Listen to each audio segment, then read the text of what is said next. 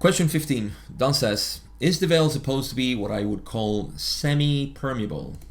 Ra says, the veil is indeed so. Don says, what techniques and methods of penetration of the veil were planned? And are there any others that have occurred other than those planned? Ra says, there were none planned by the first great experiment. As all experiments, this rested upon the nakedness of hypothesis. The outcome was unknown. So we're switching gears here and we're talking about the veil, penetrating the veil. Let me give some context here. And also see how far are we going to get. Okay, yeah. Cover a couple more questions. That'll lead us to part 3 and final of session 83. Okay, so as I think we will explore here, or just refresh because we should know this by now, the veil of third density is a sort of curtain that exists, a veil, between the conscious mind and the unconscious mind. Namely, there is me, what I perceive to be this conscious mind. I am aware of my environment. There are things, there is a body, there are physical things. I have thoughts. All of this is the conscious mind. And then there is the unconscious mind, which is responsible for everything that bubbles up to the conscious mind. Simple as that. Okay, it's the source of what we perceive and is vast, potentially infinite. Before the veil, no such division. Conscious mind and unconscious mind were in constant communication, period. After the veil, then we don't have communication with the unconscious mind. However, the veil is permeable. It means it has holes in it, let's say, or we can penetrate the veil and cause holes, the membrane. I think I would call it better a membrane. You see, there are membranes who are permeable, and depending on the, is the word porosity? How porous, how many holes it has and how big the holes are, that's permeability. Just to share something very nerdy about my my decade-long work in pharmaceuticals, in the plant where I worked, we were concerned with filtering out human blood plasma. So we would take out specific proteins that exist in the blood plasma. So people donated blood, actually donated plasma, and that plasma was then suspended in a solution which was filtered over and over again to subtract these proteins. So we needed to have centrifugation and filtration for this. And one of the cute little things that we did was something called Rogam. Rogam is the brand name for this, but maybe some of the women who are listening to this may recognize that there is a drug or injection which if you have an Rh negative and you're pregnant, Rh negative blood factor, and you're pregnant, then you might lose your baby. So this injection is to avoid that to happen. It's a beautiful discovery decades ago. It's been here for a while. So I was actually working on this department towards the end of my career, and we had this very, very specific, it was almost like, I forget it was a microfilter, a very, very tiny porous, so tiny that viruses would actually get caught in it, and only the specific proteins would filter in. That's how we made the sort of final product. Because in pharmaceuticals, we like to make sure there's nothing contaminating this. So, I can talk about this for hours because I actually love this part of the process. It was just beautiful. The whole process was just beautiful. So we went through that process, and that's a sort of membrane, you see. But we want something opposite to this. We don't want the microfiltering. We want a permeable membrane, penetrating the veil so much that we can see clearly the unconscious mind. So opposite to what I was doing, how cool is that? The end of my work used to be with the microfiltering, the most tiny little porous that existed And now my job is to increase those pores, but within the mind. I love that. I never thought about this. So here you go. You're listening to this for the first time with me. Okay, so why am I saying all of this? Because the permeability of the mind. Funny enough, I have been talking about people who have these, people who have visions and people who have connection with these other realms. All of this simply means that you have a more permeable membrane to not so much the unconscious, but to the whole reality. You see, I talked about in this episode how there is only one universe made out of energy, and it's our minds who perceive it. So please don't confuse this with the veil that is for. I'm sorry if I'm doing this and I'm confusing you, but this is a totally different topic. Still using it as an analogy for the veil between the conscious and unconscious. But this veil or this membrane is concerned with perception. So somebody like me who is not very visual, who does not see things, I don't have a very permeable membrane into other realms and so on. Other people do. And they see, entities, and they close their eyes and they're in the astral plane and all these things. This is due to a specific mind. See, a different configuration that has permeability. That's what I call permeable mind, and is able to see all these things. This doesn't make them superior or inferior. It doesn't make them, because in the past we used to call them inferior. Now with the new age, we call them superior. None of that nonsense, because that is not at all, at least in my books, it's not at all related to piercing the veil of forgetting. You're simply aware of things that others are not. Just like if you are good at mathematics, that doesn't make you superior or inferior. You're simply good at mathematics, physics, or anything else. Funny enough, the people who are visionaries and have these permeable minds to other realms and so on, they tend to be very bad at intellectual stuff. It's just a generalization. Please forgive me for generalizing. So yes, that's not what we're talking about.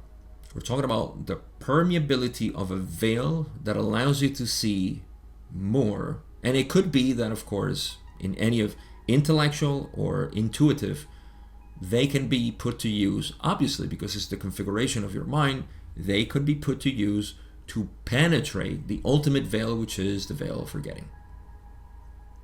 Okay.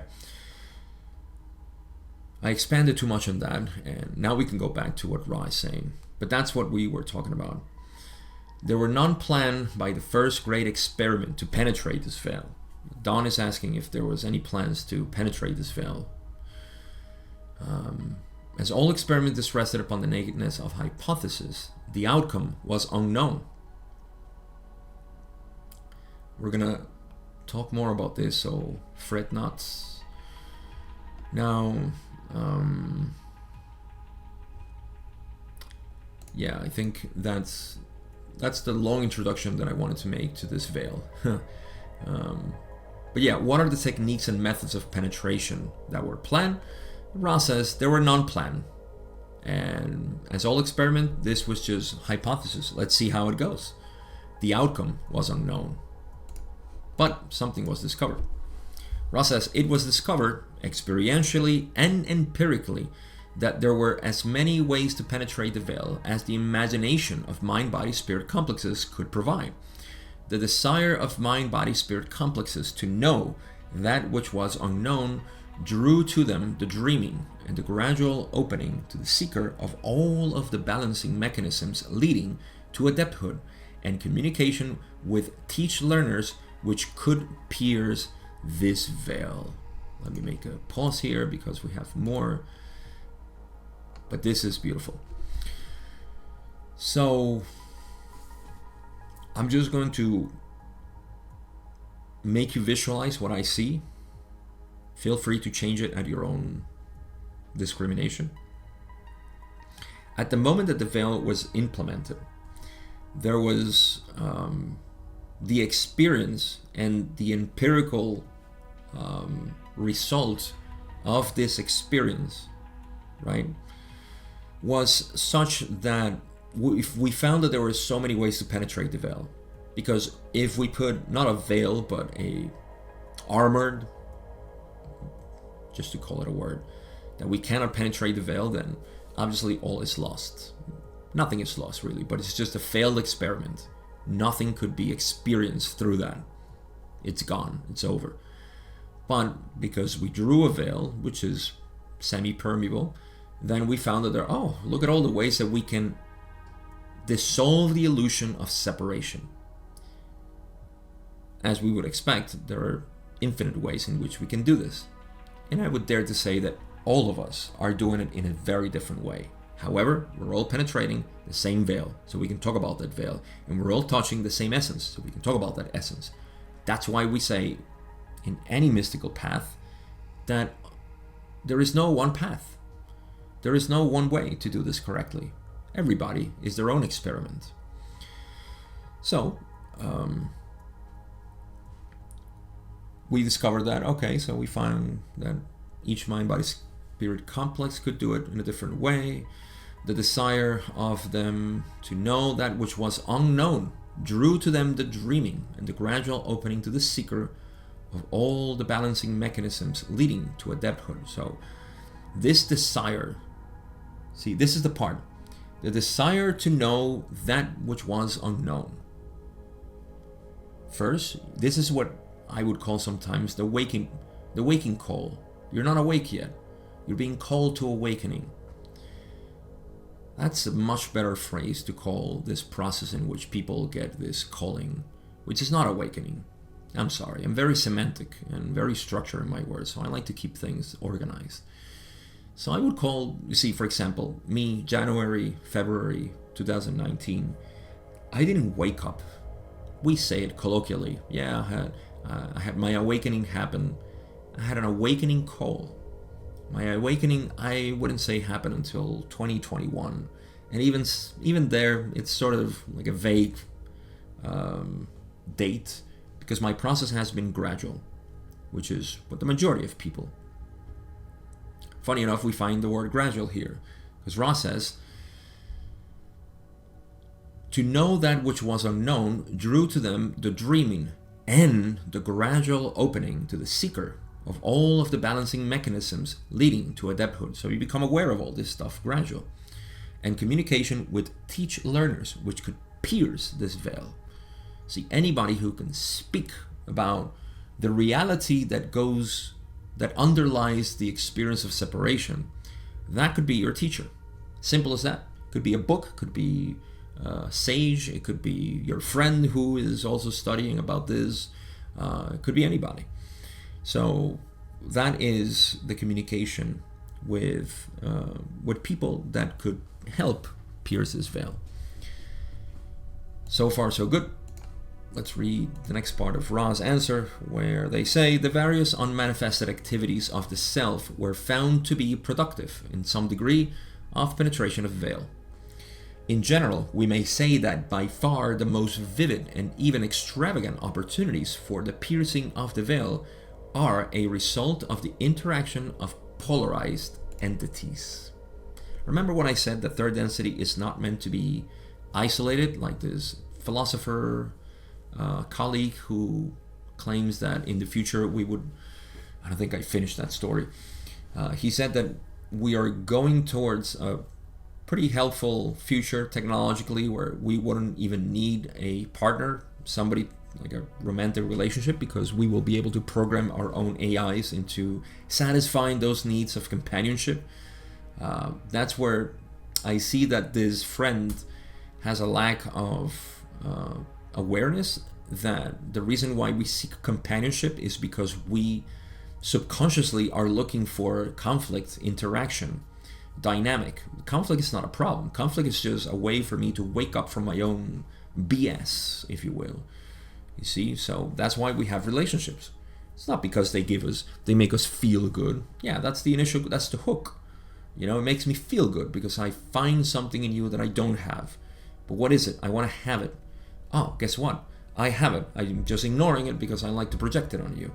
That's what relationships are. So you may not be able to do this with AI because you're programming it the way you want it to be, so it defeats the purpose. But that's how people are thinking nowadays, and like I said, I'm no judge. I would like to see how this plays out. How is this interaction? Ask the Japanese how they're doing with this type of interaction. High suicide rates. South Korea is this scenario. I mean, this isolation is proving to show how much we need each other. Some people take it to communities. Oh, we have to make a community and we all need to be together. Well, that may generate more conflict, and that's great. Some people just say it as, oh, yeah, my suggestion is the human interaction that you have at this point is sufficient. You don't have to look for more. You don't have to go away from others. Just simply make your peace with everything and everybody who is around you. Trust me, life is going to keep testing you. All you need to do is continue to live your life the way you want it, and life would test you. But at least you're living the way you want it. So, this interaction of polarized entities that Ra is talking about are by far the most vivid ones. See, the most vivid and even extravagant opportunities for piercing of the veil are a result of this interaction of polarized entities.